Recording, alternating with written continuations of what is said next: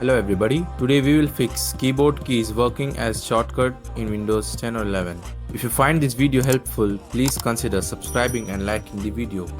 Click on Start, click on Settings, click on Update and Security,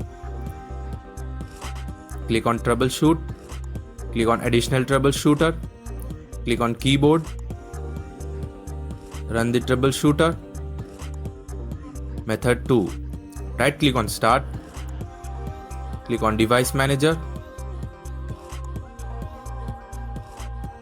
expand keyboard, right click on Standard Keyboard, click on Update Driver, click on Browse My Computer for drivers, click on Let me pick from the list, click on Next, update it.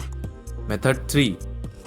Go to Device Manager again, expand keyboard, right click on Standard Keyboard, uninstall it and restart your computer. That's it. Thanks for watching.